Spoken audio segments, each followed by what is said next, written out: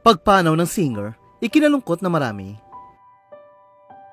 Nagluluksa ngayon ang buong mundo ng music and entertainment matapos ang sikat na aktres na ito. Hindi lamang mga artista, aktor at TV personalities ang paunti-unting nagpapaalam sa mundo ngayong 2025, kundi pati ang mga haligi ng musika. Dumagdag nga siya sa listahan ng mga sikat at mahusay na singer na namaalam ngayong taon. Matatandaan na kilala siya noong 1950s hanggang 1960s dahil sa kanyang sunod-sunod na hit songs. Ilan sa mga ito ay ang Stupid Cupid, Lipstick on Your Collar, Who's Sorry Now at Where the Boys Are. Hindi lang siya basta sumikat, kundi naging boss siya ng buong henerasyon. Marami sa kanyang mga kanta ang naging theme song ng kabataan noon.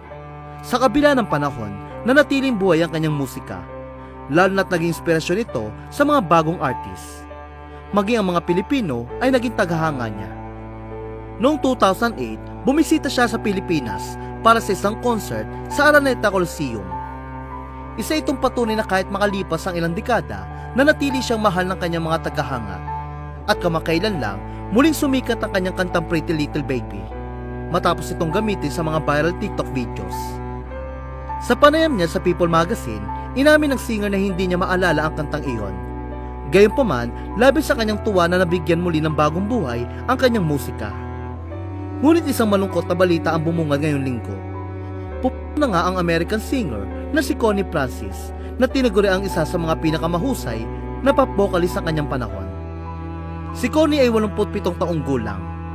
Kinumpirma ang kanyang ng malapit niyang kaibigan at copyright manager na si Robin Roberts sa social media.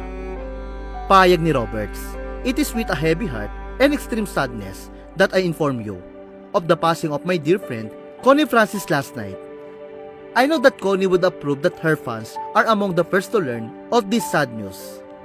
Ayon sa ulat ng New York Post, isinugod si Connie sa ospital noong unang linggo ng Hulyo, matapos makaranas sa matinding pananakit ng katawan. Sa isang social media update noong July 2, nagbigay pa siya ng payag habang nasa ospital. Aniya, "Hello everyone, as many of you may now have learned through Cousin Brucey Facebook page. I am back in hospital where I've been undergoing tests and checks to determine the cause of the extreme pain I have been experiencing." Dagdag pa niya, dapat sana ay makakapanayam siya para sa isang Independence Day show, ngunit hindi natuloy dahil sa kanyang sitwasyon.